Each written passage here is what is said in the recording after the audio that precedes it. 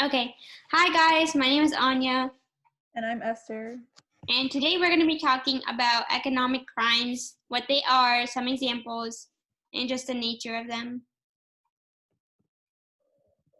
So, generally speaking, economic crimes are just any illegal act committed by an individual or a group, and it's to obtain a financial or professional advantage. So, basically, just to get an economic gain.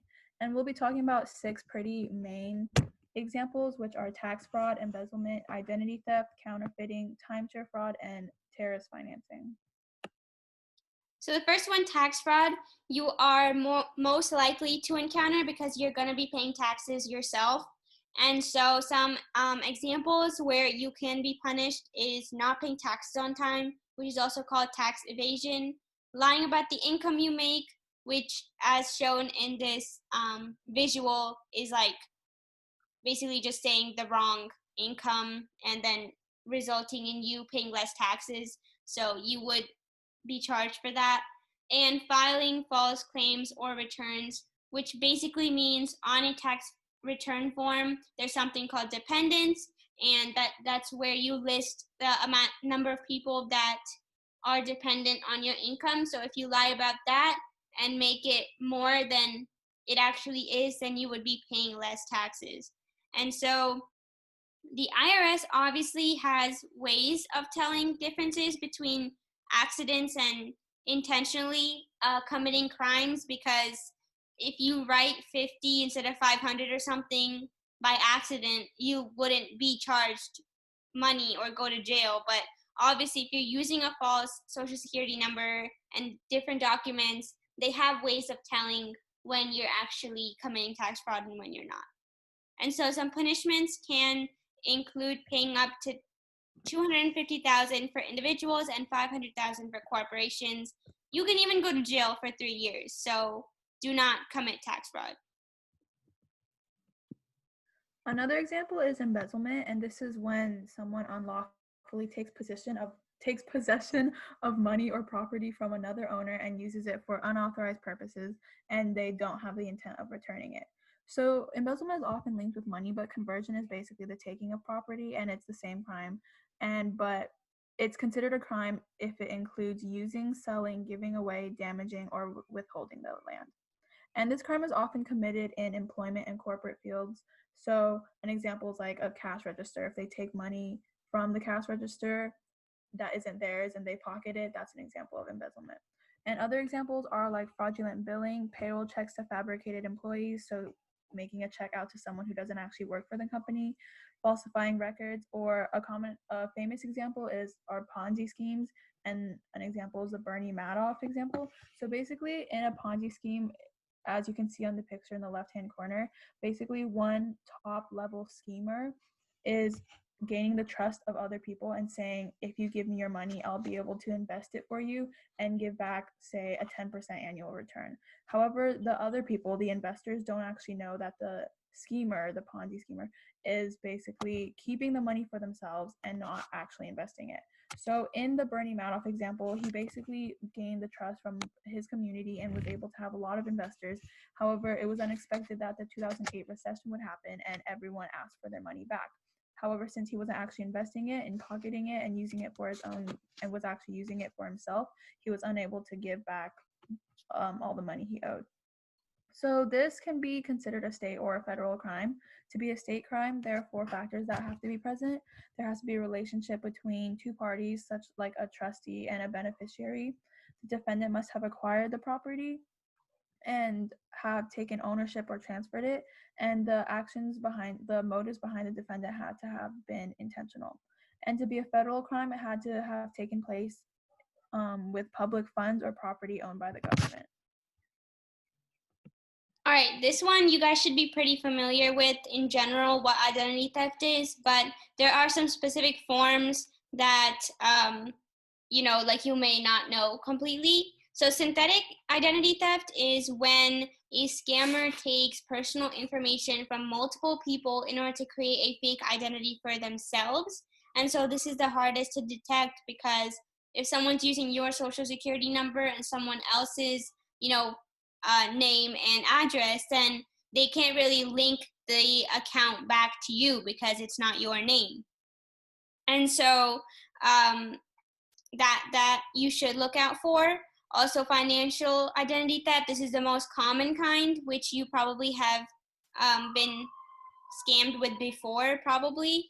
But it's where people use your credit card information and stuff like that to purchase goods and services under your name.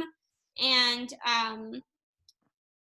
so, like the image shown, it's called phishing. This is typically the way that financial identity theft is carried out because um, people email you and they ask for your credit card information because something has been, quote, stolen, unquote.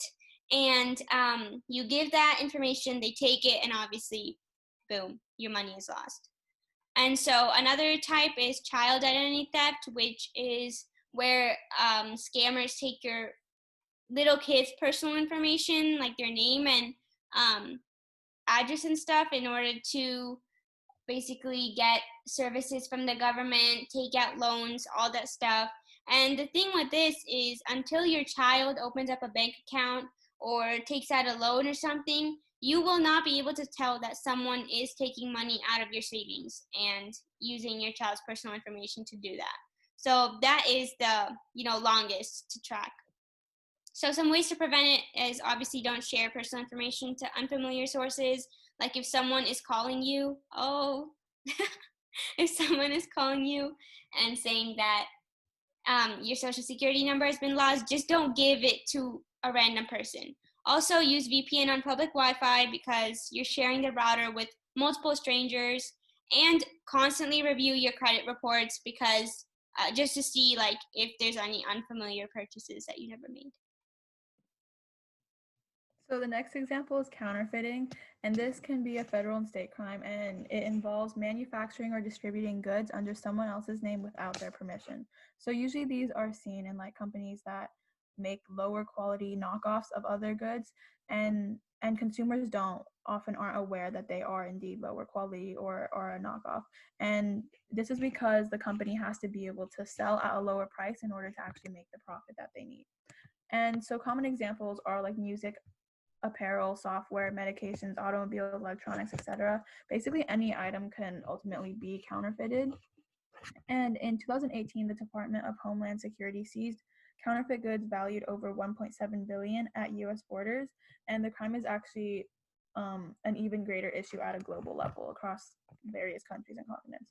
So the trend has been increasing because of the growth in consumer demand, which is causing people to want to buy these kind of goods at a cheaper price, and it gives companies an incentive because they'll know that they'll be able to sell to people.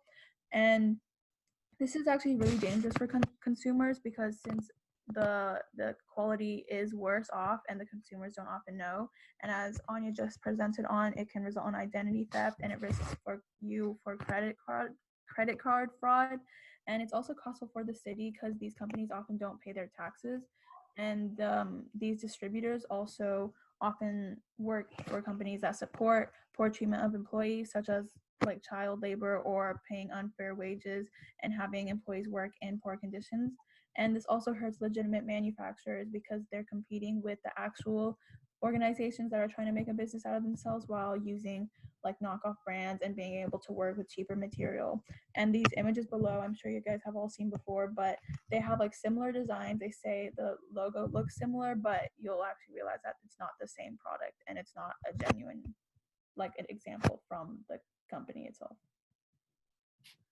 Okay, timeshare fraud, something that you will rarely encounter, I guess, and a lot of people don't know about, but basically timeshare properties are typically vacation homes that are rented out or sold to gain a profit later on.